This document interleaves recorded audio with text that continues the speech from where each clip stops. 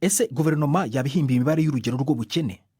Icyo ni ikibazo kibazwa n'ikinyamakuru Financial Times cyandika inkuru z'ubukungu hano mu Bwongereza. Guverinoma y'u Rwanda ishimwa n'amahanga kubera gutera intambwe mu bukungu, kurwanya ruswa no kuvana ibihumbi by'abantu mu bukene nk'uko imibare ya leta n'ibigo mpuzamahanga ibyerekana. Ariko inkuru ndende y'icukumbura ry'ikinyamakuru Financial Times yerekana ko ngo iyo mibare itangazwa na leta yaba atari ukuri. Kuva mu 2000 Perezida Paul Kagame yajya ku butegetsi byagiye bitangazwa ko ubukungu buzamuka cyane buri mwaka ku kigero nibura kigera kuri 7%. Ibi byatumye Banki y'Isi yiyemeza guha u Rwanda inkunga yarenga miliyari 4 z'amadolari yo guteza imbere ubuzima, uburezi ndetse n'ubuhinzi. Abategetsi mu Rwanda bahakana ibitangazwa na Financial Times. Mukanya turagaruka ku cyo abategetsi bavugaho, ariko reka tubanze twumve inkuru twateguriwe n'umunyamakuru wacu Florentine Kwizera.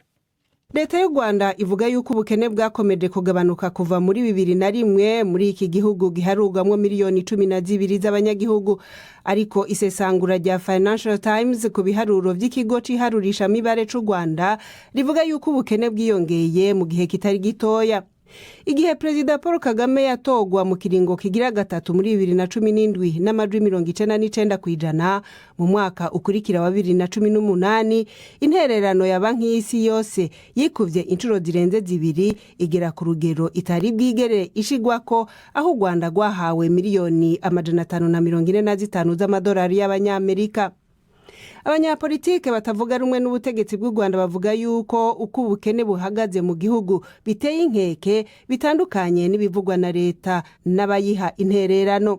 Financial Times isubiramo amajambo ya Diane Rwigara, umunyapolitike atavuga rumwe n'ubutegetsi, agira ati leta ishaka kwerekana ko turi gutera imbere gutyo igahisha by'ukuri uko ibintu bimeze, atuje hano nk'umushitsi ibintu byose usanga biteguye ngo utangare.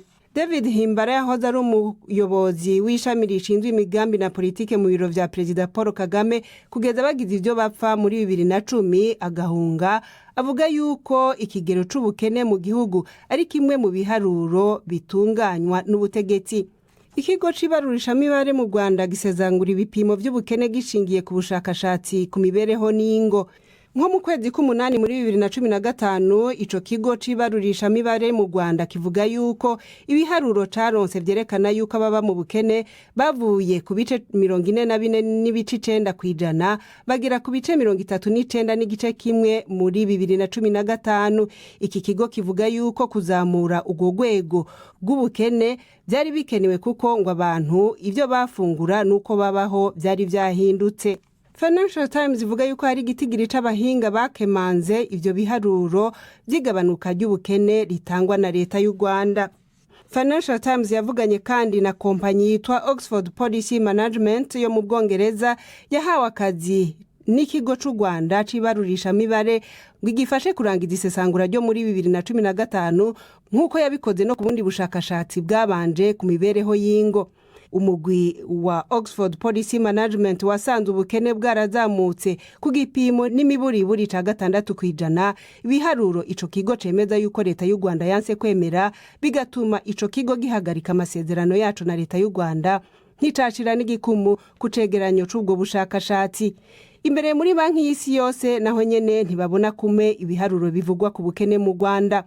Mu gihe ibiro by'iyi banki mu Rwanda bishigikiye ibiharuro vya leta, abakozi 5 b'iyi banki banditse ibaruwa isa niburira ubuyobozi bukuru bwa Banki y'Isi igira iti ibikorwa bimwe bimwe biheruka biraganisha ku buryo bwo gutakaza icizere kw'iyi banki n'ibi bikorwa vyayo mu Rwanda bigumye ku murongo birimwo. Muri iyo baruwa abo bakozi ba Banki y'Isi bise Professional for Truth in Aid bavuga yuko hari ukubesha ku biharuro bitangwa n'ubutegetsi no kunanirwa gutanga ibiharuro nyavyo vyeruye.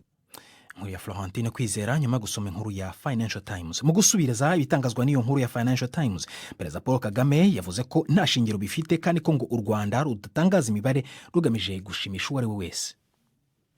I was reading Financial Times. Narimo gusoma Financial Times, nibaza ko ari umuntu washakaga kuduteraho urwenya ariko agamije gutebya maze bihindukamo ikintu kibi. Umutwe w'inyandiko ye uragira uti Kagame arashaka cyangwa se ahindura imibare y'abakene umurongo yifuza. But what he meant Ariko icyo yashakaga kuvuga ni uko u Rwanda ruri guhimba imibare kugira ngo rwerekane ko ibintu bigenda neza nyamara atari ko bimeze. when it is not true. Well, first of all, I wish I could make any data to my line. Icya mbere, ndifuza ko nashobora kugena iyo mibare uko mbishaka, kuko umurongo wanjye sinshidikanya ko ari mwiza. Ariko hagati aho natega n'uwo ari we wese ko nta kintu na kimwe kitari cyo cyangwa se cyahimbwe cyangwa se cyarimangatanyijwe ku birebana n'iterambere turimo kugeraho. Niba dushaka kubaka u Rwanda twifuza, twumva rudutunganiye, It is good for us. Who is this? ninde uwo muntu utagize icyo avuze waza kubwira abantu ngo ibi ni byo mugomba kuba mufite, ibi ni byo byiza kuri mwe, ibi ntabwo ari byiza kuri mwe? Ntabwo dukora ibintu kugira ngo dushimishe umuntu uwo ari we wese. Anybody. Perezida Paul Kagame yasubizaga mu kiganiro